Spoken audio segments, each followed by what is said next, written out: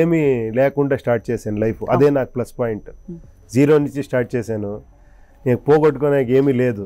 అంటే ఏమొస్తేనో ప్లస్సే నాకు. అది చాలా అదృష్టం. అది ఇప్పుడు చూడండి, నేను ఒకసారి ఒక షూటింగ్ వెళ్ళాను అసిస్టెంట్ డైరెక్టర్గాను ఏమో ఉండే టైంలో. ఇలా ప్లేట్ తీసుకొని పోయి పెడితే ఆ ప్రొడక్షన్ బాయ్ ఇలా చూసి పోరా భోజనం లేదు అని చెప్పారు. అదే ప్రొడక్షన్ బాయ్ నేను హీరోగా వర్క్ చేసే ఫిలింలోనూ చేశారు. నేను ఆయనకు అదే రెస్పెక్ట్ ఇస్తాను. 1968 సెప్టెంబర్ 18న మంజునాథరావు అనసూయమ్మ దంపతులకు కర్ణాటక రాష్ట్రంలో ఉన్న ఉడిపి జిల్లాలో కుందాపురకి సమీపంలో తెక్కెట్టె అనే గ్రామంలో జన్మించాడు ఉపేంద్రరావు అలియాస్ ఉపేంద్ర. ఉపేంద్రకి ఒక అన్నయ్య సుధీందర్రావు ఉన్నారు. వీరి కుటుంబం చాలా పేదరికంలో ఉండేది. కుటుంబ పోషణ కోసం ఉపేంద్ర నాన్నగారు రోజు తప్పకుండా కూలి పనికెళ్లి ఆ వచ్చిన డబ్బులతో భోజనం చేసేవారు. ఒకవేళ కూలి దొరక్కపోతే ఆ రోజు పస్తులే ఉండేవారు. ఉపేంద్ర అమ్మగారైతే ముగ్గురు తినగా మిగిలితేనే ఆమె తినేవారు, లేదంటే నీరు త్రాగి పడుకునేవారట. ఒక్కొక్కసారి ఆమె తినాల్సిన భోజనం ఉదయానికి ఉంచి ఉపేంద్రకి అతని అన్నయ్యకి పెట్టేవారు. కొన్నాళ్లకు ఉపేంద్ర నాన్నగారు ఫంక్షన్ల దగ్గర వంట మేస్త్రికి హెల్పర్ గా వెళ్లేవారు. ఆ తర్వాత ఆయనే వంటలు నేర్చుకుని సొంతంగా క్యాటరింగ్ చేసేవారు. ఆ తర్వాత నుంచి వాళ్ళు భోజనానికి ఏ రోజు ఇబ్బంది పడలేదట. అదే సమయంలో ఉపేంద్ర కంటికి ఇన్ఫెక్షన్ రావడంతో విపరీతంగా బాధపడేవారు. అప్పట్లో వైద్యం చేయించుకునే స్తోమత లేక దాన్ని కొంచెం నిర్లక్ష్యం చేశాడు. అందుకే ఉపేంద్ర ఇప్పటికీ తన కనుగుడ్లు ఎక్కువగా తిప్పలేడు.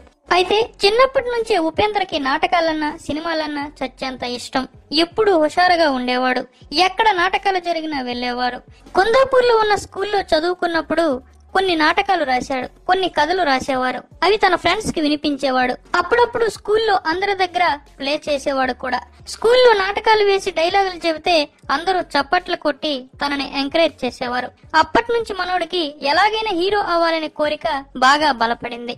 స్కూల్లో ఉన్నప్పుడు ఒక పక్క చదువుకుంటూనే మరో పక్క తను తన అన్నయ్య పేపర్ కవర్స్ ఫ్రూట్ షాపుల వారికి అమ్మి ఆ వచ్చిన డబ్బులు వాళ్ళ అమ్మ నాన్నలకి ఇచ్చేవారు. ఆ విధంగా వాళ్ళ నాన్నకి ఎంతో కొంత సహాయం చేసేవారు.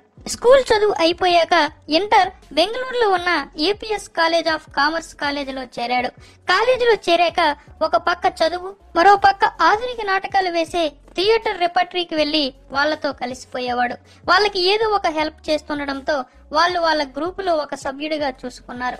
అక్కడ వాళ్ళు నాటకాన్ని ఏ విధంగా డైరెక్ట్ చేస్తున్నారో తెలుసుకొని తను చదువుతున్న ఏపీఎస్ కాలేజీలో తనలాగే నాటకాలు నటన అంటే ఇష్టం ఉన్న స్టూడెంట్స్ తో ఒక నాటకాల గ్రూప్ ని తయారు చేసి నాటక ప్రదర్శనలు ఇస్తుండేవారు. నాటకాలకి కథలు, డైరెక్షన్, పాటలు, మాటలు, సంగీతం అన్ని ఉపేంద్రే సమకూర్చేవారు. అప్పట్లోనే కథలు కూడా విలక్షణంగా రాశాడు.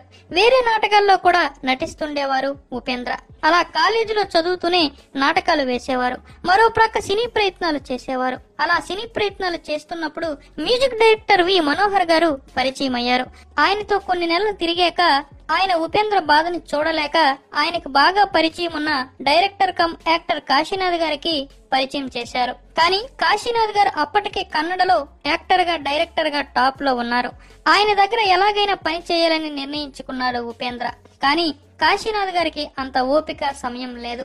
మరో పక్క మనోహర్ గారు ఉపేంద్రని కాశీనాథ్ గారికి పరిచయం చేసినా ఆయన పెద్దగా పట్టించుకోలేదు. సరేలమ్మా చూద్దాం అనేసేవారు. అయితే ఉపేంద్ర యాక్టర్ గా మాత్రమే అవకాశం అడగలేదు. ఒకవేళ అలా అడిగితే ఇవ్వరని అసిస్టెంట్ డైరెక్టర్ గా, అసిస్టెంట్ రైటర్ గా ఏ అవకాశం ఇచ్చినా చేస్తానని చెప్పాడు.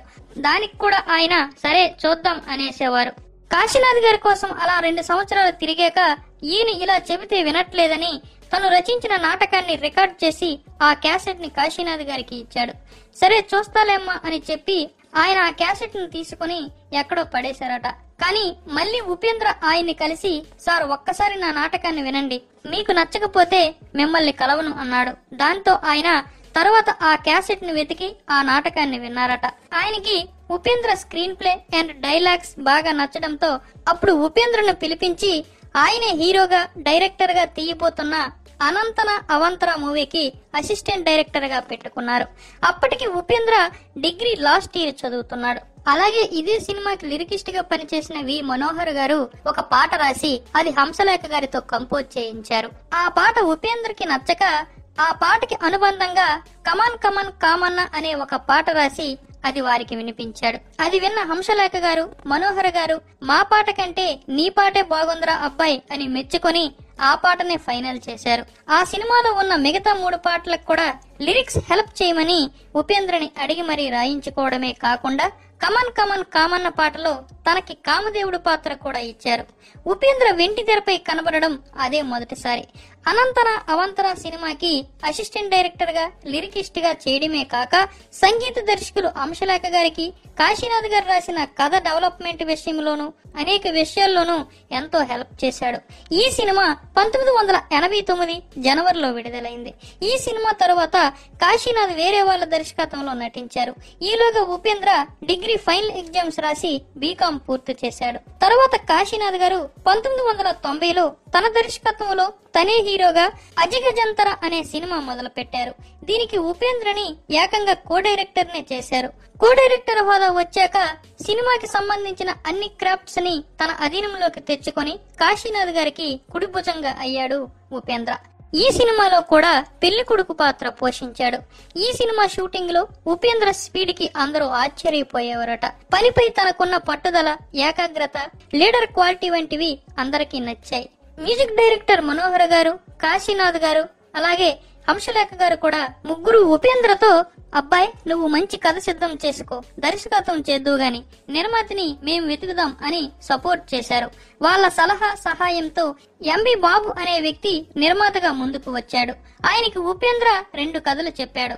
అందులో ఆయనకి ఒక కథ నచ్చి ప్రొడ్యూస్ చేయడానికి ఒప్పుకున్నాడు. అజిగజంతర సినిమా 1991లో విడుదలయ్యాక వెంటనే ఉపేంద్ర దర్శకుడుగా, ఎంబి బాబు నిర్మాతగా, కమెడియన్ జగ్గేష్ ని హీరోగా పెట్టి తర్లే నాన్ మగ అనే సినిమా మొదలు పెట్టారు.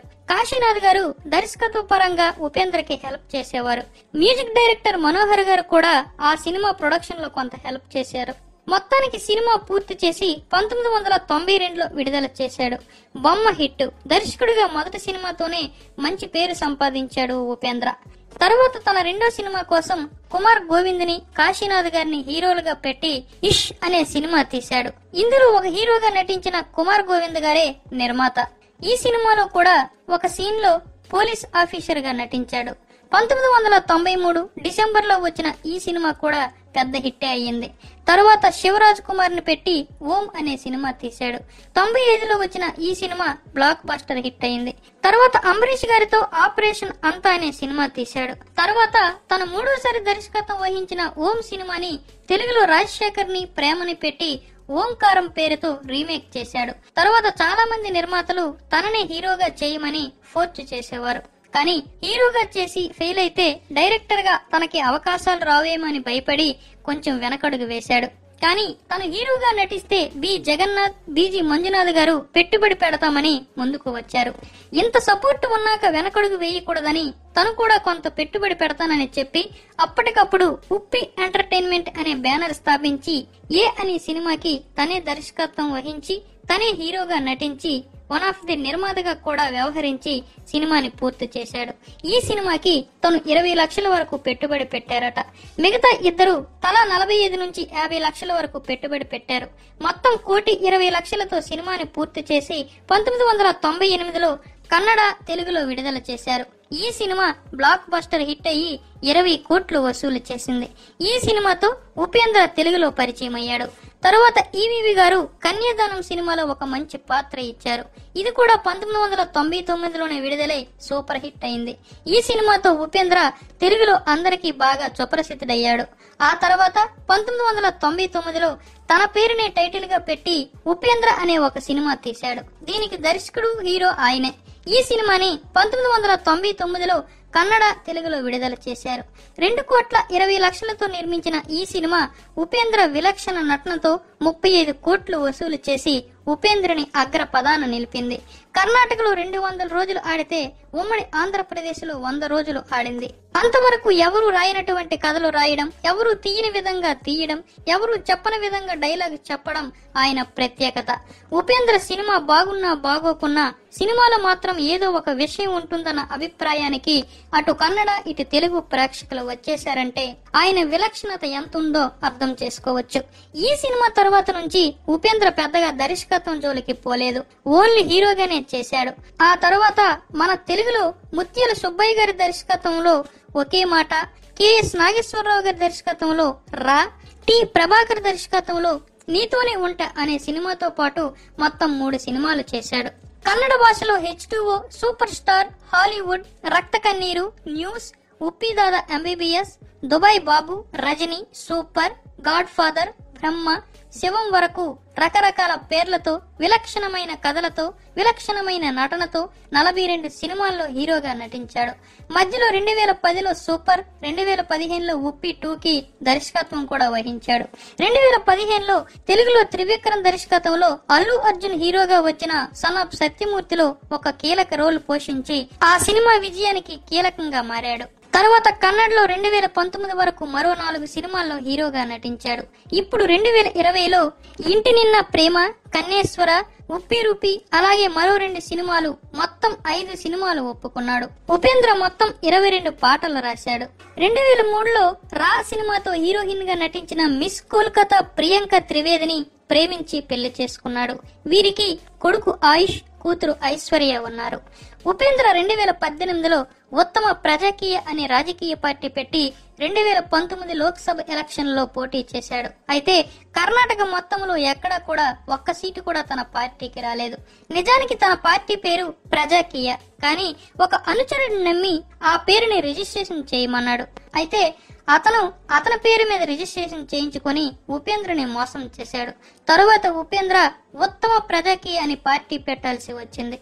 ఫ్రెండ్స్, ఈ వీడియో గనక మీకు నచ్చినట్లయితే లైక్ చేయండి, షేర్ చేయండి, కామెంట్ చేయండి. సబ్స్క్రైబ్ చేసుకోవడం మాత్రం మర్చిపోకండి. Thank you.